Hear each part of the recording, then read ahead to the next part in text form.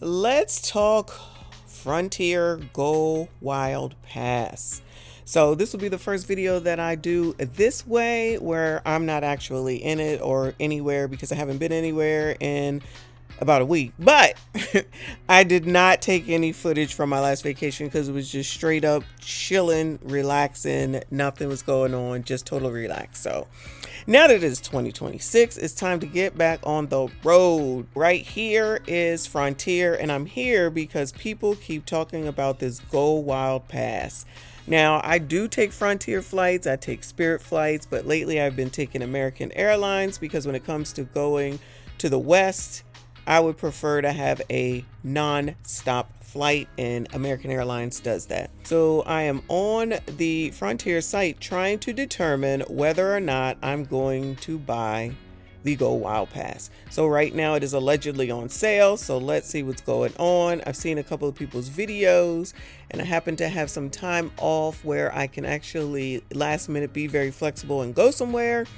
So that's why I'm looking at it. So I wanted you all to look at it too, and then let me know what you think. If you have it, was it worth it? What are your travel plus and minuses with regard to the Wild Pass? Because so many people seem to be talking about it. Okay, right now it is at $349. Usually it looks like it's $5.99, and some people got it for like $2.99 during the Christmas holiday. It says buy the pass and you get unlimited flights. Fly unlimited to 100 plus destinations now through April 2027. So at this point, today's January the 8th.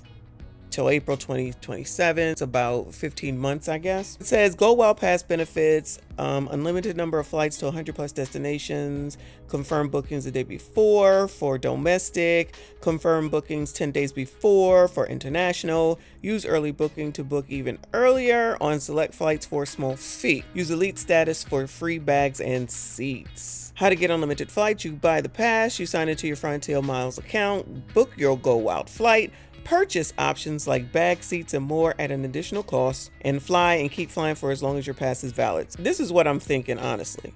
For $349, my last flight to the West was a total of about $500, but it was during holidays. That really is a little bit different. But my last flight when it wasn't holiday was about $400. And on American, you get to take your carry-on, which is amazing. I'm sure for Frontier, what I'm going to have to buy, well, what I always buy are seats. I always buy seats, always, because I'm not sitting in the middle, I'm not sitting in the back, and I'm not sitting near a bathroom. I have to be in the front of the plane, not necessarily first class, but I have to be in the front of the plane. Now, if the plane falls, it really don't matter where I'm at, but in my mind, I need to be in the front. For carry-on, if carry-on is not going to be included, like American, then I'm going to have to pay for carry-on because at minimum, I'm going to have carry-on. If I'm going on a cruise, I'm going to have to buy bags anyway because I need one bag.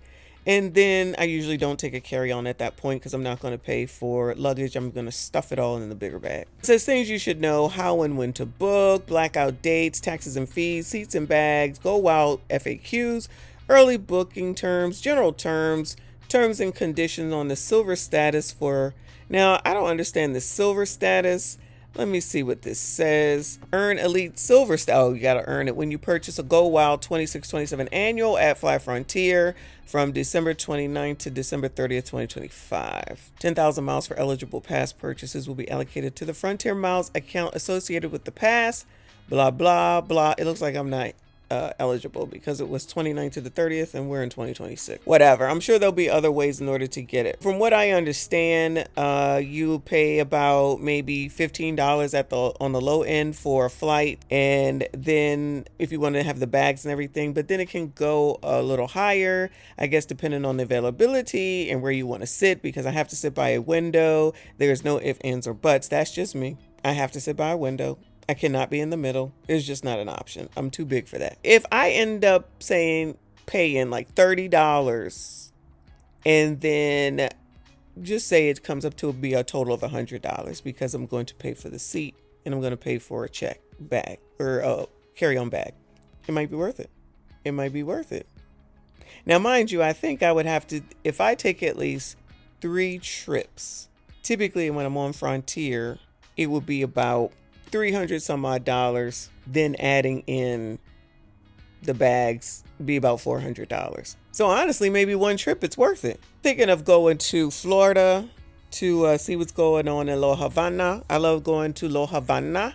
Maybe go for the day and then come back, or go to Vegas, but that might be a little too far away. But that would have to be a stay for at least 2 nights and then come back. Where else do I want to go? I could go to Boston because I usually take a train to Boston. So taking a plane and being there in an hour and a half to 2 would be amazing. And maybe Texas somewhere.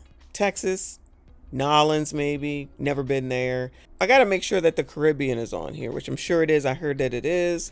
Unlimited number of flights, confirmed booking the day before. You could conceivably use this, it seems like, allegedly. But you got to be careful if you got to bring your ass back here by the time work starts, though, right? From what I understand, what I've heard, there may be delays, and I have bought regular tickets for Frontiers, and for Frontier, and there has been delays. So there's that. But I think it might be worth it. I think I might do it. Limited number of flights, confirmed bookings. All right, we already know that. The deal ends soon. So there we go. So if I hit the annual pass now, it's $349, and I can use this until next year. My next cruise is, I think, January 2027, which I'm not even going to take. So $349. I have a flight, or I have a trip scheduled for St. Martin. I want to know how I can find out if they go to St. Martin. We know that they fly to some of these places that we're used to in the US of, but I want to know if they go straight to St. Martin, which I would think they would probably go to Miami, and then the next flight would be to St. Martin. Honestly, that would be amazing to get to Puerto Rico, and then take a cruise from Puerto Rico, or go straight to one of the Caribbean islands or some of the Caribbean islands. I think we have a winner. I just wish I could see like the whole where they fly to. I've never spent this much time on this damn site in my life. I usually use the app on my phone. I already have the app because I've been on here. I've just been using American more so. I think I'm gonna do it. Let me see. International travel. Let's see what it says. Traveling can be stressful, blah, blah. International travel, passport requirements, passport, proof of citizenship. All right, this is stuff people should already know. Yeah, I'll do stuff like this until I start traveling again. So I think I'm going to go ahead and buy it. I'll go ahead and take care of that and then come back and let you know how it goes. All right. Y'all let me know what you think about it, though. Is that something that you're considering? Have you done it? Are you going to do it? Thinking about it? It might be worth it, even if you only took like 2 or 3. When I do, I'll let you know.